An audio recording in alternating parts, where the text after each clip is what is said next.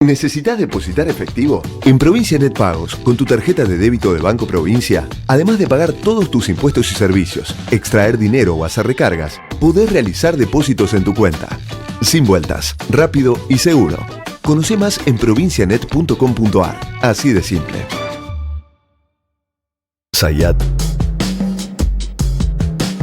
Ibáñez. Tonietti. Truco Gallo. Hola, sean bienvenidos a Truco Gallo, el podcast sobre actualidad política y económica de Argentina. Este es el episodio número 217 de la cuarta temporada. Mi nombre es Daniel Tonietti, me acompañan Alfredo Cuchu Zayat. Cuchu, ¿cómo estás? Bien, muy bien, buen día, buenas tardes, buenas noches para todas y todos. Se completa el equipo con Pablo Totó Ibáñez. ¿Cómo andan, señores? ¿Cómo le va, Totó? Buena semana para todos y para todas. Muy bien, estamos grabando esto día viernes, el segundo capítulo en esta semana, una semana evidentemente que se produjeron novedades tan importantes.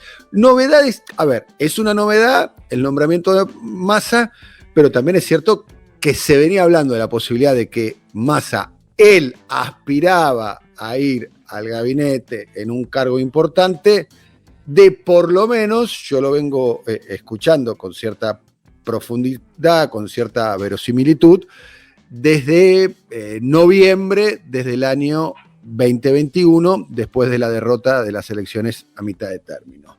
Viene con lo que es presentado mediático, como es el superministerio, pero cuando vos analizás un poquitito, no se trata de otra cosa que del viejo y querido Ministerio de Economía, que tenía la Secretaría de Industria, Ganadería y Pesca, Energía, entre otras, al interior de ese Ministerio de Economía, que por vaivenes de la política, por A, por B o por C, se fueron dividiendo a lo largo de la historia reciente con, si se quiere, algunos mojones de ministros fuertes. Varias preguntas que le quiero trasladar a ustedes, que me las hago yo. Le faltan dos fichas claves a Massa para tener el control de la total de la economía, de todas las perillas, de toda la variable de la economía. Uno es el Banco Central, a que a mí me define como la última centinela, la última ciudadela que tiene el albertismo, ¿no? En manos del militante radical Miguel Pelle, amigo personal del presidente Fernández. Otro, todo el área en manos del kirchnerismo, que es el área de la salida o el gasto de dólares, que es la cuestión de la energía. Un detalle que para mí no habría que pasar por alto es la salida de Gustavo Vélez, es el tercer gobierno que integra a Vélez y que abandona a Vélez.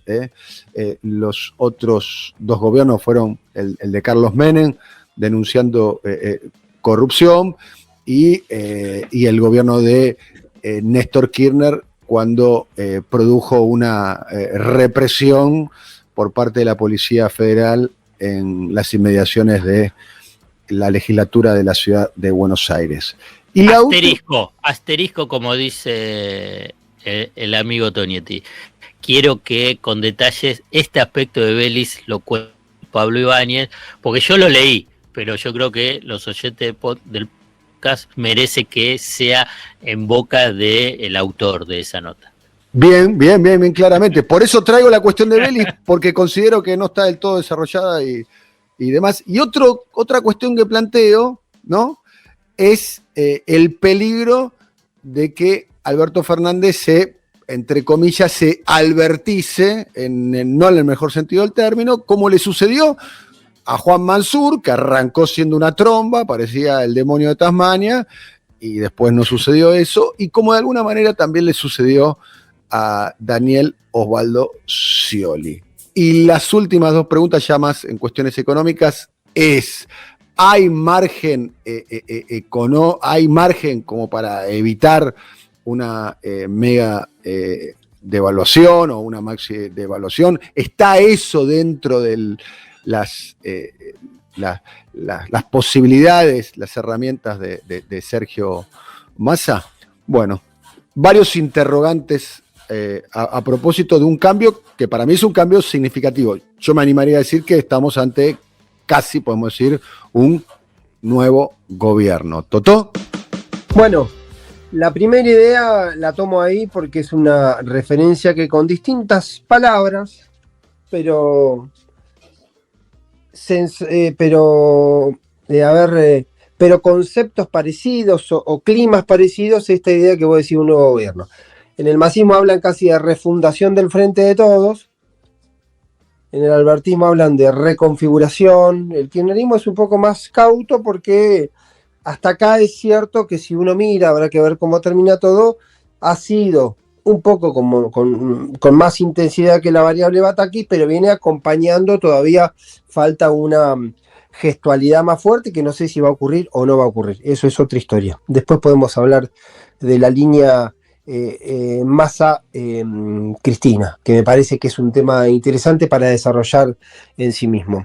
Ahora, este proceso, yo traigo una referencia sobre la mesa. Hace unas semanas, 10 días, ¿sí?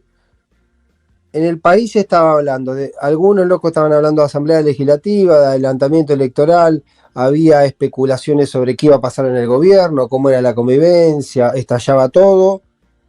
Y en una semana, en este contexto de que los climas van y vienen, esa percepción cambió sustancialmente. Porque, como lo dijimos en el último capítulo, el día martes, más allá del sesgo que le dé, y no digo que sea menor, pero más allá del sesgo que le imponga Sergio Massa a su definición de gobierno, que insisto, no digo que sea menor, hablo como clima para este momento, ¿sí? La llegada a Massa produjo lo que nosotros charlábamos el martes pasado, la revitalización, la idea de alguien que puede sacar al gobierno de esta encrucijada, de esta encerrona que tenía. Entonces me parece que el primer dato tiene que ver con eso. Queda por delante mucho por definir. Queda, creo que esencialmente, Dani lo planteó en algún capítulo vinculado a energía. La información que yo tengo es que hay una decisión o un pedido para que todo lo que sea energía no solo se vaya a Darío Martínez, el actual secretario de Energía, sino que en esa área, particularmente Sergio Massa, incremente su influencia. Que más incremente su influencia podría significar, por decantación, que el kirchnerismo pierde influencia en un área especialmente sensible. Vuelvo a una idea que la hemos hablado en otro momento, que es este concepto de Massa como una especie de ministro de las divisas, administrando todas las áreas donde el tema divisas, ingreso y salida de divisas, salvo turismo, está bajo su paraguas. ¿Puedo hacer un asterisco? ¿Puedo hacer un asterisco? Asterisco vinculado con el tema energía, está en línea con lo que vos estabas mencionando a nivel de lo que es de las divisas, pero que me parece importante remarcar los estrechos vínculos personales que tiene Sergio Massa con empresarios vinculados a negocios vinculados con la energía. Por ejemplo, con los dueños de Edenor, Daniel Vila, José Luis Manzano, Mauricio Filiberto, ¿no? Y también con la familia Bulgeroni. Y con Sebastián Eskenazi, que es un ex CEO de YPF cuando su empresa Grupo Peterson manejaba YPF. Me parece que también ahí hay un factor que me parece que como contexto hay que incorporar cuando se habla sobre el área de energía y Massa. Está muy bien, los intereses específicos, las relaciones de Massa, y después cómo se lee esto en la traducción de los espacios políticos. ¿Por qué es relevante lo de energía? No solo porque fue un factor crítico en la relación entre Alberto y Cristina, sino porque tiene una influencia importante en lo que es de divisas, y porque en algún momento, al cierre del día, cuando el lunes Sergio Massa anuncie su equipo de gobierno, uno va a terminar con la tentación de hacer la cuenta quién ganó, quién subió, quién está acá, quién retrocede y demás, que me parece que también va a ser una postal para leer. Por lo tanto, energía creo que ponerlo ahí. La información que yo tengo hasta el viernes a la mañana es que no va a haber más novedades con PESE. Ahora, esa información también está atada a unas variables porque también tengo entendido que en una reunión que tuvo Sergio Massa con su equipo económico el día jueves por la noche en las oficinas de Avenida del Libertador, algunos insistían con la hipótesis de un desembarco en el Banco Central. Si ese desembarco en el Banco Central significa, como suele ocurrir con los ministros de Economía, que tienen directores en el Banco Central, o si eso significa tratar de ir por la presidencia del Banco Central, lo veremos con el correr de las horas o de los días. La información que yo tengo que por ahora los cambios dentro del gabinete, entre ellos lo de PC, se agota en esta instancia, llega hasta acá. ¿Cómo sigue? Insisto, dejó un interrogante, dejó una puerta abierta para la eventualidad de algunas cuestiones. Y no quiero perder de vista en este contexto lo que ocurrió con los movimientos en el gabinete, ¿sí? Porque lo que ocurrió con el movimiento de los gabinetes y Daniel lo enfocó con la figura de Vélez. La figura de Vélez era un cambio que no estaba contemplado, no estaba en el menú. Hacer una microhistoria es esto: entre martes y miércoles se terminó de ajustar con letra grande y mediana, por ahí faltaba algún detalle de letra chica, cómo iba a ser el movimiento en el equipo de gobierno. La llegada de Massa, los alcances que iba a tener Massa, el pedido de Cristina Fernández de Kirchner de poner un hombre de su espacio en la FIP y después ordenamientos y movimientos que significaban todo eso. Posiblemente lo de PC todavía estaba en zona de discusión y se terminó de saldar. Eso se acelera con una filtración el día miércoles, con Batakis afuera, una filtración que un día vamos a contar la trazabilidad que se hace porque es interesante desde lo simbólico, y simplemente voy a decir que el dato que se filtra es que llega Massa y que permanece Mansur. Era un doble título, lo cual nos puede hacer pensar cuál es la usina de esa versión inicial. Y a partir de ahí ocurren cosas, que fue la aceleración, que yo creo que se concreta en todo el día jueves, toda esta novedad de todos los acuerdos alcanzados, detalles más, detalles menos, en las conversaciones que hubo en los últimos días entre el presidente, la vicepresidenta y Sergio Massa. ¿Y por qué? Digo, sin hacer una especie de capítulo especial, aunque lo merezca, la idea de Vélez. Porque Vélez, el reproche que había el jueves a la noche en Casa Rosada, era que Alberto Fernández, entre las cuestiones que inicialmente, después pueden haber sumado un montón de otras cosas, pero en las cuestiones que inicialmente generaron tensión con Cristina Fernández de Kirchner fue justamente la incorporación de Vélez a ese equipo, y en muchos casos la incorporación con poderes ampliados. El reproche que había el jueves por la noche es: Alberto le dio un montón de cosas a Vélez, lo defendió ante Cristina, lo bancó a pesar de las críticas, le armó prácticamente una gestión paralela porque tenía en el área de Secretaría de Asuntos Estratégicos un montón de áreas. De hecho, tenía el manejo de las cuestiones multilaterales, que no era un tema menor. Y cuando le pide algo, le manda a pedir a través de Vito Velo a Alberto Fernández, a Vélez, que haga una concesión, porque tenía que ver con este planteo de Massa de manejar todas las herramientas que tienen que ver con las divisas, y los multilaterales tienen que ver con el ingreso de divisas. De hecho, está, por ejemplo, el caso del BID, que en algún momento lo charlaremos. Vélez no estuvo de acuerdo, pero se retira, y al rato renuncia de manera, por lo menos lo que yo reconstruyo, de manera sorpresiva, porque en la conversación que había tenido con Vito Velo no había planteado la idea de renunciar. Y ahí aparece lo que decía Daniel, este reproche de que ya le había renunciado de manera parecida a Carlos Menem en su momento, a Néstor Kirchner, y ahora ocurre con Alberto Fernández. Y vale de asterisco de que es incompleta la versión belicista de que Vélez es eyectado del gobierno de Néstor Kirchner por mostrar al jefe de operaciones del Servicio de Inteligencia, Jaime Estiuso, en televisión, cosa que sería una causa suficiente, esta ya es una opinión mía, sino que la real causa de la eyección de Vélez del gobierno de Néstor Kirchner fue la represión desmedida a una movilización llevada adelante por las fuerzas de la Policía Federal que comandaba Gustavo Vélez en aquel momento, con el fiscal Campagnoli, con el fiscal Norberto Cuantín, que formaba parte del equipo del entonces ministro Vélez. Ese fue, por lo menos en la versión que yo tengo, la gota que rebalsó el vaso y provocó la salida de Gustavo Vélez del entonces gobierno de Néstor Kirchner. Después hay una versión oficial que tiene que ver con lo de Estiuso. No digo que no haya gravitado eso, pero por lo que yo sé o lo que pude reconstruir, no fue tan gravitante como esa represión desmedida en aquel momento. Es un detalle que no me gustaría pasar por alto, y se trata del tercer gobierno que abandona Vélez, ¿no? Exactamente. Y sumo en el menú final, porque ustedes corríjanme, en todo caso, bueno, puede pasar Marco del Pont, que estaba en la FIP y va a estar justamente en el lugar de Vélez, va a seguir dependiendo de presidencia, pero sin esta herramienta que era importante, que era lo que tenía que ver con organismos multilaterales.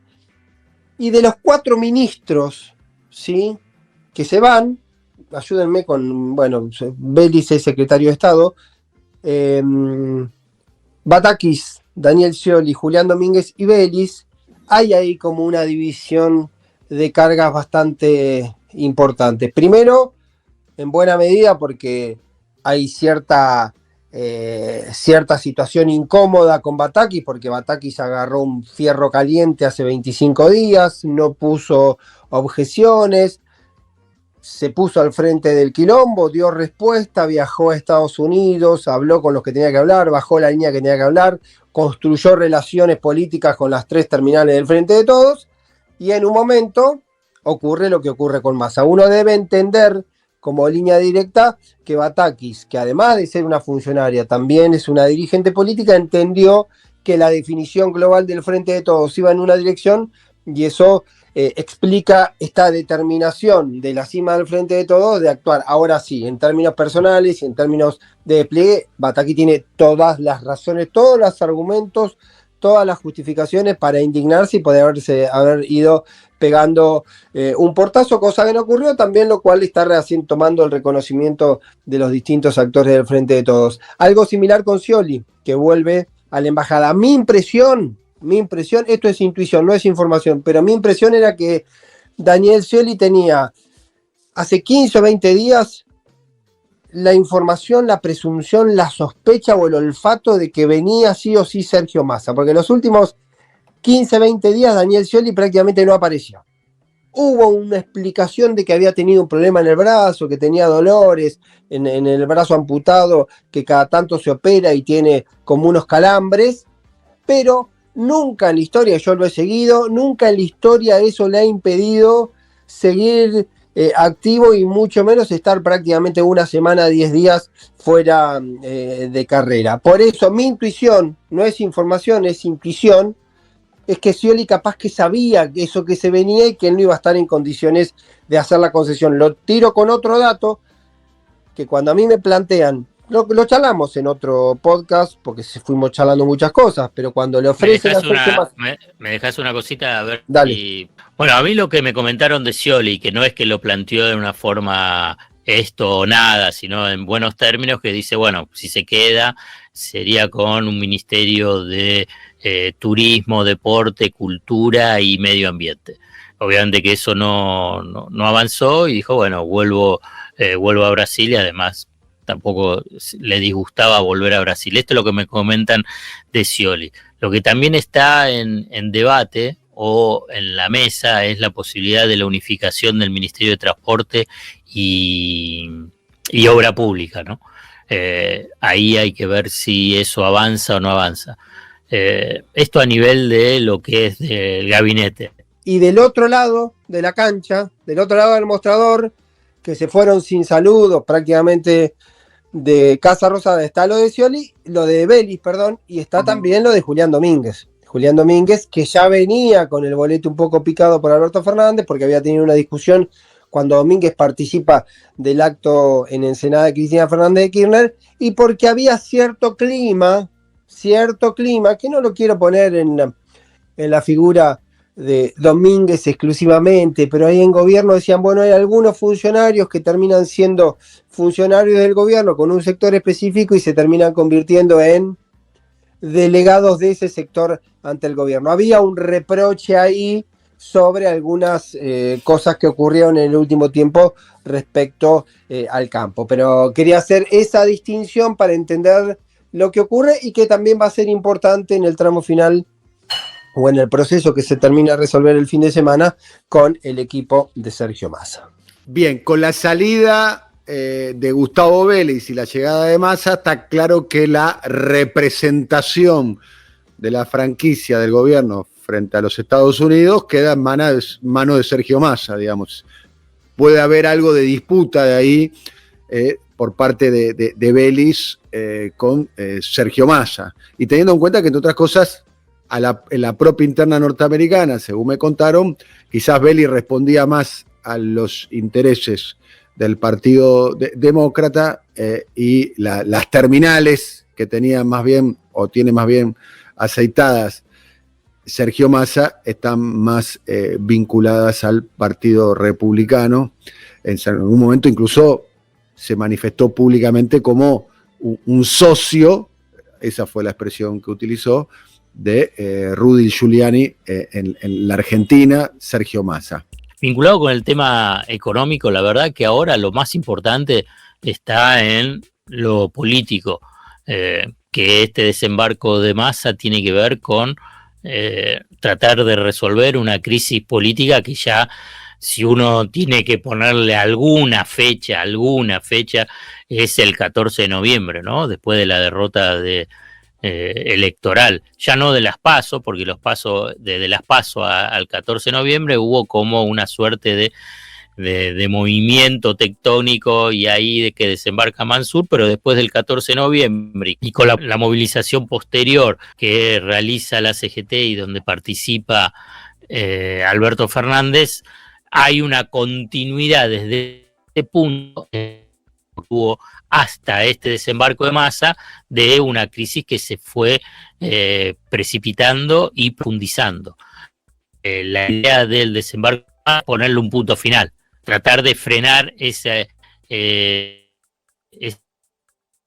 una secuencia de decir ordenamiento por lo menos formal del Frente de Todos, para que como que esta suerte de acción de gobierno pueda llegar a terminar su mandato, avanzar sobre la cuestión económica, y esto significa frenar corrida cambiaria, financiera, acumular reservas, bajar la tasa de inflación y mejorar los ingresos por consiguiente de los sectores populares, que es gran parte de la base electoral del Frente de Todos, con la estación última, que sería, si esto funciona, Sergio Massa como candidato a presidente y ver si puede haber chances electorales del Frente de Todos. Esto es lo que yo observo sobre esta movida. Ahora bien, en ese tránsito, es decir, bueno, empoderar a un ministro de Economía, y en este caso Massa, que es un político, digamos. Estuve haciendo un recorrido de la historia de economista, de ministro de Economía. Hay muy pocos que no hayan sido economistas. Sergio Massa deja trascender que ya hace más de 7 años que está estudiando economía y que es un área que le interesa mucho, pero los conocimientos económicos después tienen que ser llevados a la práctica en una política económica integral y que sea efectiva. Por eso esta idea de superministro yo la pongo en cuestionamiento, en realidad como una provocación, diciendo que no va a ser superministro, sino que en última instancia va a ser un ministro de Economía a la, como bien dijo Dani al comienzo, a la vieja usanza, en el sentido de recuperar funciones y tradiciones lógicas que tienen que estar en el Ministerio de Economía, digamos, para el manejo eficiente y coordinado de la política económica. Esto implica que no aparezca como esta figura de primer ministro por la cuestión política, pero yo, concentrándome en la cuestión económica, es bueno, un ministro de Economía que va a tener por lo menos varias de las principales botoneras y antes del área económica. cuando antes no estaba. Y no solamente en este gobierno.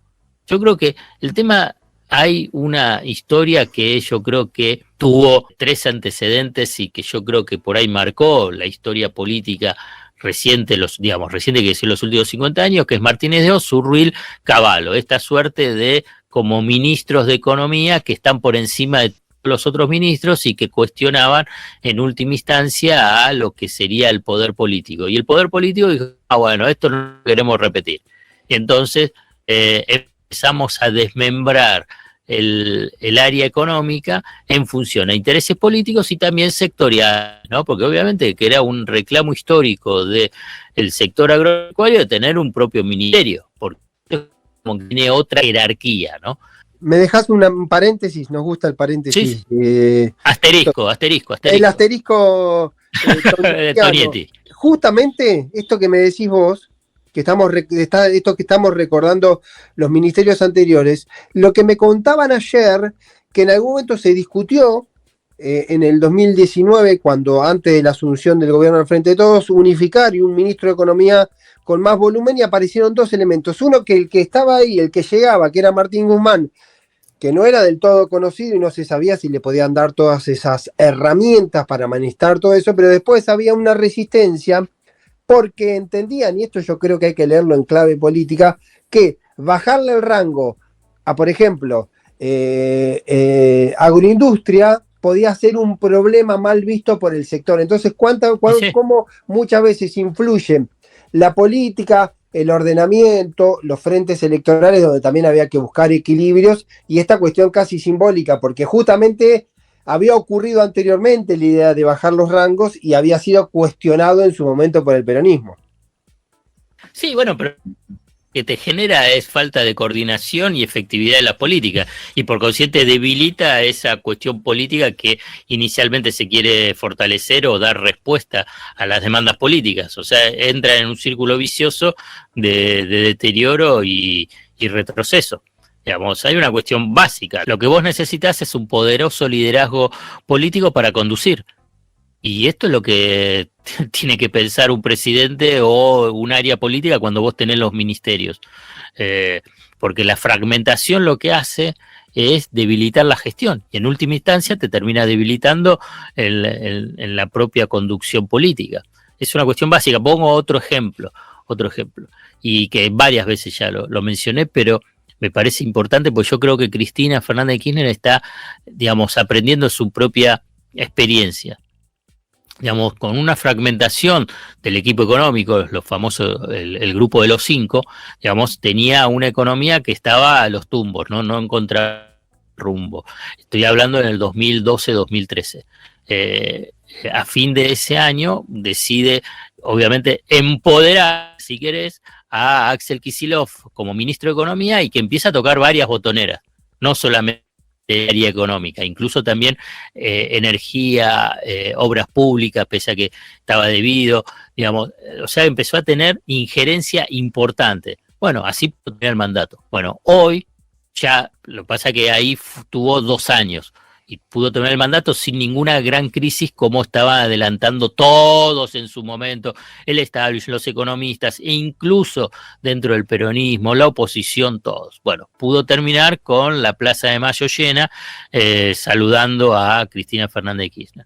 Bueno, hoy, pasado con esa experiencia, yo creo que Cristina, después de las elecciones, en la de noviembre del 2021, creo que quería avanzar con esa idea. Obviamente que ahí Alberto Fernández la frenó esa situación y una extensión de una crisis hasta ahora, donde ahí aparece Massa. Ahora bien, y ahí sí para cerrar, vamos a ver qué presenta Massa el miércoles. Según lo que dice, presenta el equipo el lunes, el martes jura y el miércoles presenta medidas. Vamos a ver qué tipo de medida y si esas medidas son efectivas. Una cosa es la expectativa, las expectativas económicas, de mercado, las que son políticas. Después empiezan a jugar.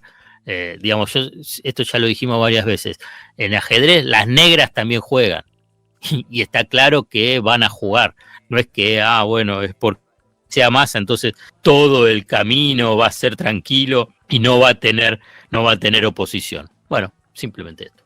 Hay un detalle que no me gustaría pasar por alto. Primero agregaría yo a Lavagna como un ministro de Economía fuerte, tanto en el periodo Duhalde como en los casi 2 años que estuvo llevando adelante la gestión en el primer mandato, mejor dicho, en el único mandato de Néstor Kirchner. Después ahí no coincido plenamente. Porque ahí no coincides plenamente. En lo de Néstor. No, déjenme sumar. En lo de Duhalde sí, en lo de Néstor no, yo creo que Néstor ahí... Bueno, pues Néstor, había una disputa política que se terminó saldando una vez que Néstor produce un triunfo electoral en el 2005 y finalmente está empoderado como para llevar adelante el desplazamiento de pero vos mismo, Dani, una injerencia directa sobre el tema económico con su cuadernito. Dale, ¿vos sabés qué me contaron? Me contaron en estos días, justamente hablando de eso, que una de las condiciones que puso Roberto Lavagna para continuar en el gabinete de Néstor Kirchner cuando venía de Duhalde era justamente que elimine el Ministerio de la Producción, que venía con Duhalde. ¿Por qué era el argumento? Porque decía tiene que estar centralizado el poder, y hay una frase que se pone en boca de Lavagna: vamos a tomarnos las licencias que a veces permite la literatura política y el tiempo, que decía, si no, yo soy el ministro que la junta, y después un buen ministro de Agricultura es aquel que le da concesiones al campo, un buen ministro de Producción es aquel que le da concesiones o créditos a los sectores, y yo que la junto soy el malo que tiene que andar cerrando, y que en esa condición finalmente Lavagna termina, porque Néstor consiente la idea de que no haya Ministerio de Producción, y tener un poder centralizado. Es decir, con ese dato, uno imagina que Lavagna arrancó más empoderado con Néstor que con Duhalde.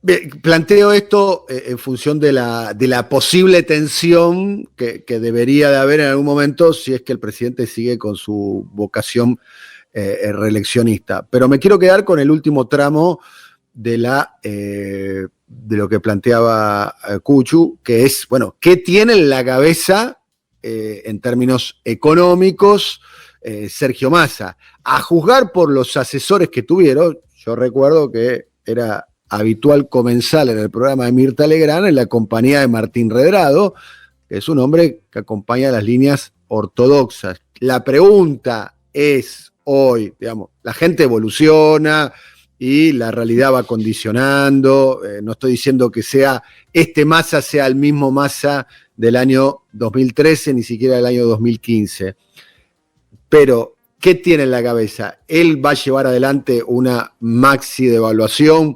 programada, con prequirúrgicos previos, con el quirófano sin emergencia. ¿Va a llevar adelante una medida de esas características? ¿Qué consecuencias sociales puede llegar a tener una medida de esas características en la actual situación? Ese es un interrogante que yo no lo tengo muy en claro. Y después... No, es inmenso ese interrogante. Lo que vos planteás, para mí, se juega ahí todo. Para mí se juega todo ahí. Bueno, pregunta porque no lo sé, No, yo tampoco, porque muchos están planteando decir, bueno, que haga lo mismo que hizo Axel Kicillof y Fábrega en enero del 2014.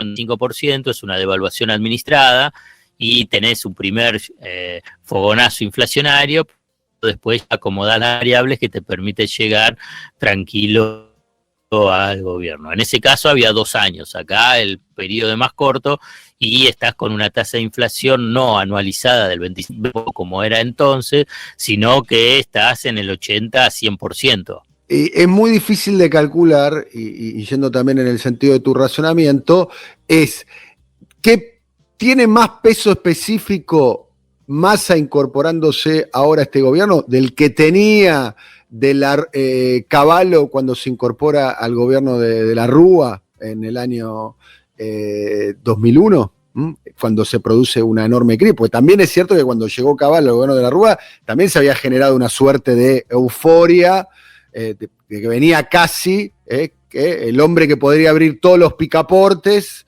y podía abrir todas las puertas que le estaban cerradas a la Argentina.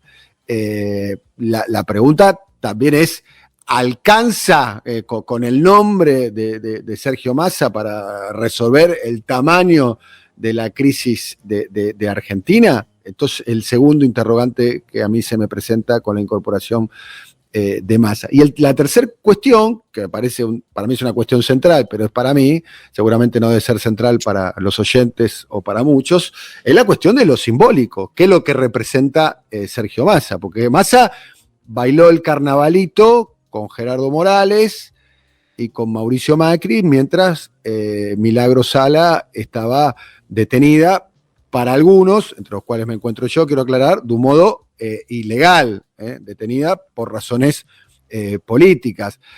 Massa era el hombre que aparece en los cables de Wikileaks criticando al propio gobierno que él integra. Massa es el hombre que casi reconoció él, Juan Manuel Urtubey, Miguel Ángel Pichetto, son los que reconocieron casi de modo inmediato el gobierno provisorio de Juan Guaidó. O sea, es un hombre que, llamémoslo, es ontológicamente, representa casi la narrativa contraria a la que ha construido una mayoría o un movimiento como fue el kirchnerismo a lo largo de los 12 años de gobierno, digamos. Bueno, uno imagina, Dani, que ese Massa era el mismo Massa y las mismas preguntas estaban abiertas cuando se incorporó al Frente de Todos y estaban más cercanas incluso las observaciones. Uno imagina, no sé si lo dijiste vos o lo dijo Alfred, uno tiene que pensar o que se adaptan o que se ayornan a los tiempos o que ven las herramientas y las posibilidades que te da el aquí y el aquí y ahora. Yo voy a sumar 2 datos al pasar nada más, que no pretendo que sean respuestas, pretendo simplemente para ver si podemos tomarlo como una pista para leer algo. Una cosa que me dijeron del sistema Cristina y del sistema Massa es que en los últimos 20 días, hasta la asunción de ayer, Sergio Massa y Cristina Fernández hablaron o se vieron todos y cada uno de los días. ¿Por qué?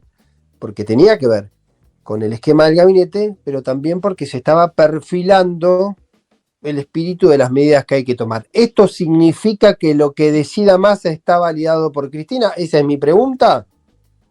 Del masismo me dicen que sí, del cristinismo me dicen que uno debería entender, viste que siempre el cristinismo es como menos enfático en esas cuestiones.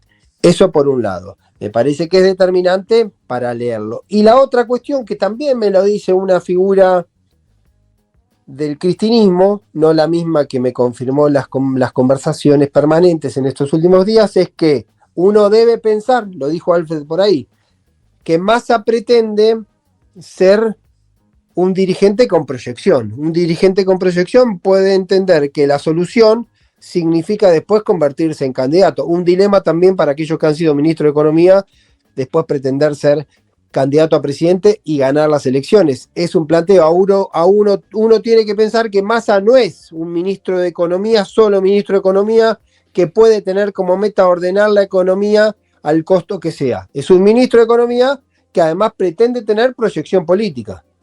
Eso me lo planteaba una fuente muy cercana a Cristina Fernández de Kirchner, como entendiendo, uno imagina que Massa no va a hacer locuras. En ese no va a hacer locuras, digamos, no va a ser un tipo que decida eliminar de un día para el otro los planes potenciar, digo como un caso específico. Entonces, me parece que la doble dimensión de alguien que quiere convertirse en una solución, pero tener futuro, puede ser una respuesta de las herramientas y del equilibrio que va a tener que buscar todo el tiempo. Te cuento 2 cosas. Casi con los dirigentes kirchneristas que yo hablo, todos tienen palabras de elogio para Sergio Massa.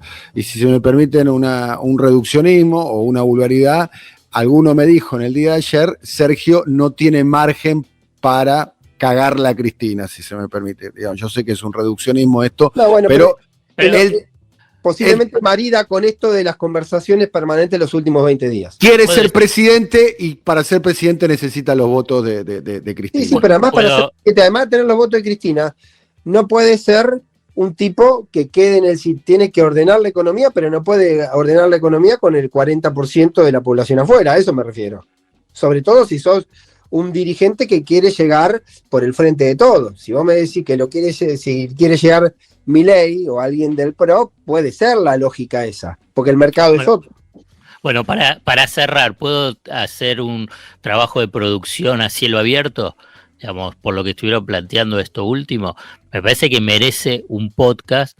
Digamos, el tema es ¿Cristina dogmática o Cristina pragmática? Porque, digamos, hasta ahora siempre me estuvieron vendiendo que Cristina era dogmática, cerrada, que más o menos era, digamos, el Politburó era democrático. Digamos, y ahora ¿Nunca has escuchado eso en este bendito espacio de reflexión? Y ahora, bueno, pero por eso, y ahora aparece como un pragmatismo extremo, digamos. Entonces, digo, si quieren, me parece que para ver es el recorrido de Cristina y tratar de poder analizarla. ¿Cristina dogmática o Cristina pragmática? La cuestión es en el contexto, no es que me estoy anticipando al tema, pero en el contexto en el cual se toman las decisiones. La propia Cristina... Hablemos en otro podcast, Dani. Está muy, pero quiero dar dos elementos que uno es contemporáneo, no sé si llega al otro podcast. La propia Cristina en diciembre del año 21 dijo en una reunión en la localidad de Pilar, frente a un grupo de actores intelectuales, que priorizó su condición de madre a la hora de la toma de las decisiones de la candidatura.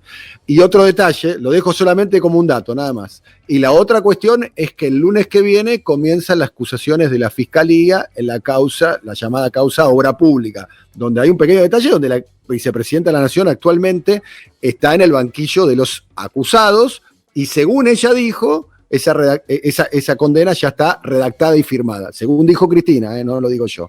Me parece que hay varios condicionamientos que de alguna manera, me anticipo a tu pregunta, igual lo podemos profundizar obviamente, condicionan las decisiones políticas. Y la cuestión judicial me parece que es un vector esencial. Lo fue en el 19 y para mí lo es actualmente, pero lo desarrollamos en otro episodio más extensamente, ¿te parece?